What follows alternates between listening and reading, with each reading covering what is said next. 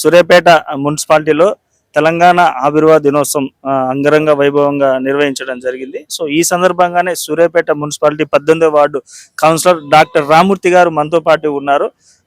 Sir గారిని అడిగి తెలుసుకుందాము ఎలా ఉంది ఈ యొక్క మున్సిపాలిటీ ఈ యొక్క కౌన్సిల్ విభాగం ఏ విధంగా పనులు కార్యాచరణ చేయబోతారో సార్ గారు మాటల్లో అడిగి తెలుసుకుందాం. సార్ నమస్తే సార్.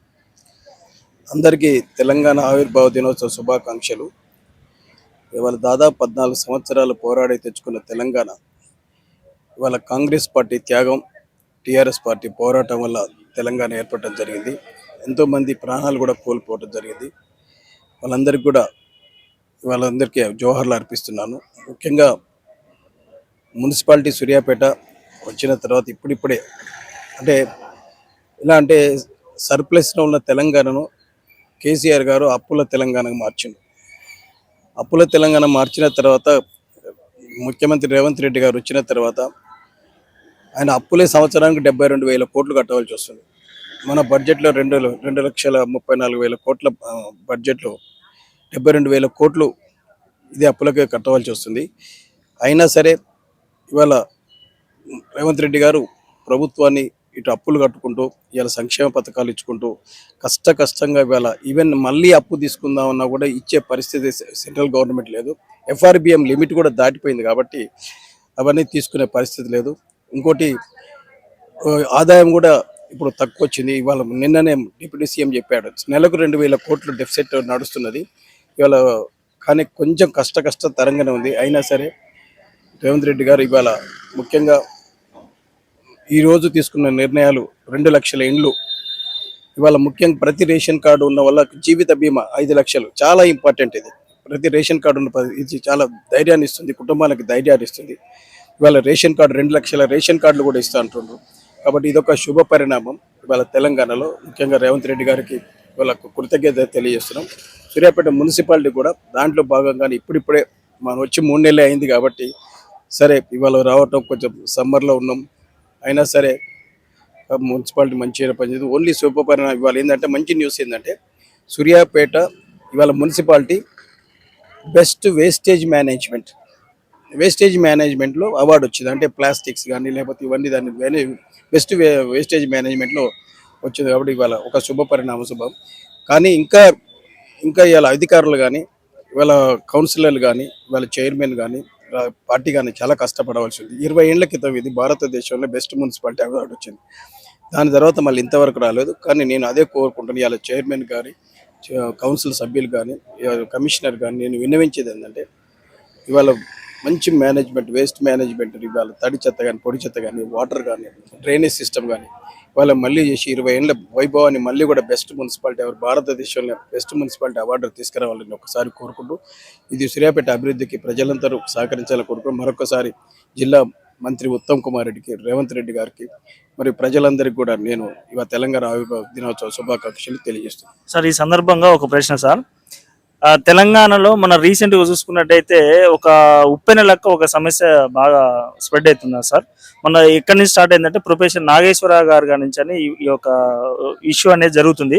సో ఇప్పుడు చూసుకున్నట్టయితే జనసేన అధినేత ఆంధ్రప్రదేశ్ డిప్యూటీ సీఎం పవన్ కళ్యాణ్ గారు తెలంగాణ నవనిర్మాణం అని చెప్పేసి ఏదో సభ మీటింగ్ కూడా పెడదామనే ప్రయత్నాలు కూడా జరిగింది. సో ఈ తెలంగాణ నిర్మాణానికి జనసేన పార్టీ అనేది ఇక్కడ బలోపేతం చేయడానికి కృషి చేస్తున్నాం అని చెప్పేసి ఇక జనసేన కార్యకర్తలు వాళ్ళంతా కూడా చెప్తున్నారు. తెలంగాణ ఇంకా డెవలప్మెంట్ కాలేదు కాబట్టి పవన్ కళ్యాణ్ ద్వారా తెలంగాణ డెవలప్మెంట్ అయింది అని చెప్పేసి అంటున్నారు సార్. అదంతా అబద్ధం. ఫస్ట్ పవన్ కళ్యాణ్ నాగేశ్వరరావు మీద స్టేట్మెంట్ ఇవ్వడమే చాలా తప్పు. Nageshwar is the best analyst. ఆయన మీరు ఏమన్నారో దాన్ని అనాలిసిస్ చేస్తున్నారు తప్పితే కామెంట్ చేయలేదు. నువ్వే అన్నావు కదా జగన్ మా సెంట్రల్ గవర్నమెంట్ వస్తే మీరు జగన్ వాళ్ళ సహకారంతో నువ్వు తొక్కుతావు, అణిచివేస్తావు. దాని ప్రకారం మీకు అణిచివేస్తారు. ఆయన అన్నది ఏమున్నది ఇవాళ జనసేన ఇవాళ తెలుగుదేశం పార్టీ ఇన్స్టాంట్ ఫ్రెండ్స్, అంటే అప్పటికప్పుడు ఫ్రెండ్స్. ఇవాళ జగన్ అనేట పర్మనెంట్ ఫ్రెండ్. దీంట్లో అనుమానం ఏమున్నది? దాంట్లో 100% ఇవాళ పత్రికా ఇప్పుడు స్వేచ్ఛ ఉండాలి, భావ స్వేచ్ఛ ఉండాలి. ఒక మంచి అనలిస్ట్ని పెట్టుకొని ఆయన మీద కేసులు పెట్టడం అనేది ఫస్ట్ బ్లండర్ మిస్టేక్. జనసేన చేయటం తప్పు.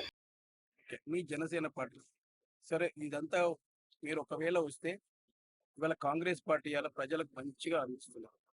మళ్ళా మీరు ఎందుకంటే సెంటిమెంట్ అనేది తెలంగాణలో మొత్తం పోయింది. తెలంగాణ సెంటిమెంట్ అనేది పోయింది. ఇప్పుడు ఓన్లీ డెవలప్మెంట్ గురించి ఆలోచిస్తుంది.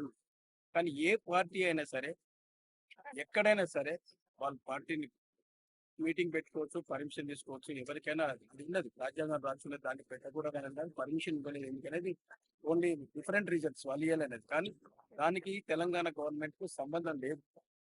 దానికి సంబంధం లేదు. మీరు ఎక్కడైనా పెట్టుకోండి. కానీ నాగేశ్వరరావు విషయంలో మాత్రం జనసేన చేసిన పార్టీ మాత్రం చాలా తప్పు.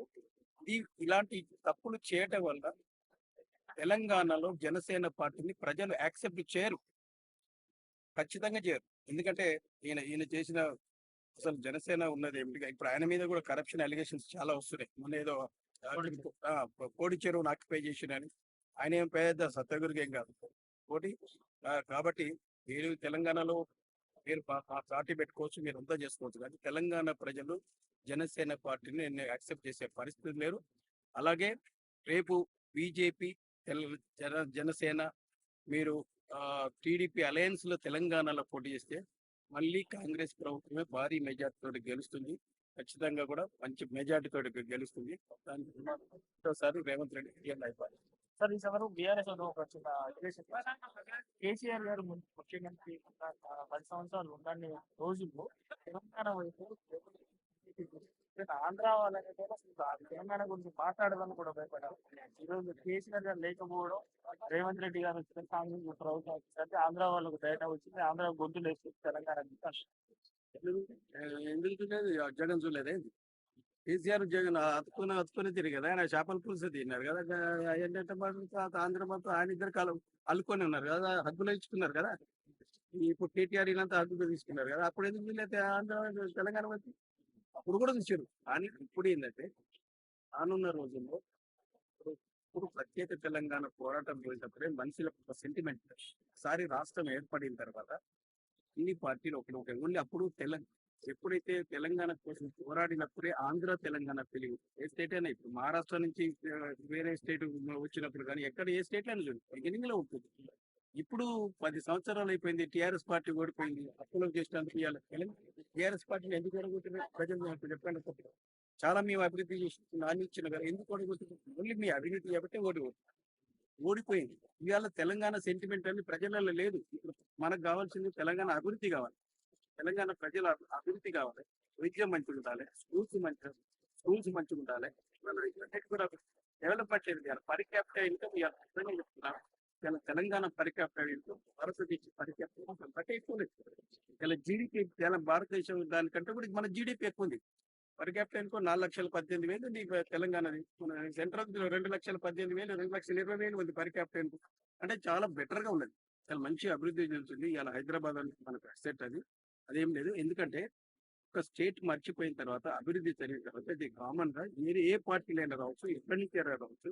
ఇవాళ ఇప్పుడు ఉదాహరణ తెచ్చుకుంటే regional party Aam Aadmi party అన్ని స్టేట్లో పోటీ చేస్తుంది, అన్ని స్టేట్లో పోటీ చేస్తుంది. ఎక్కడైనా పోటీ చేయొచ్చు.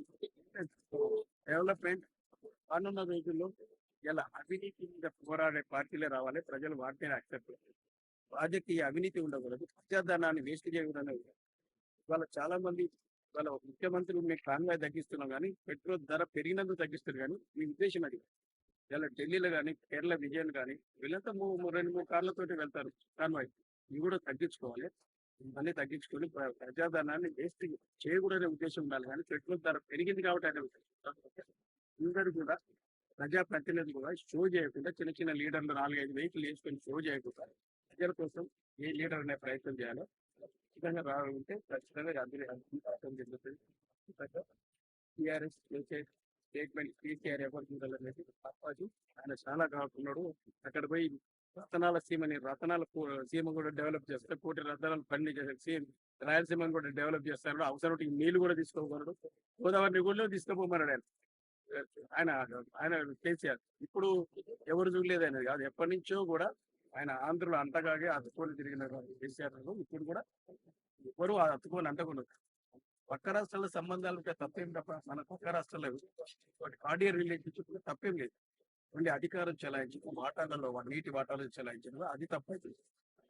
అదంతేం లేదు. ఎవరు తెలంగాణ చూడలేదు, లేకపోతే నేనున్నప్పుడు చూడలేదు. అంతా అబద్ధం అది. అంతా చాలా అబద్ధం. Okay sir, thank you. Right.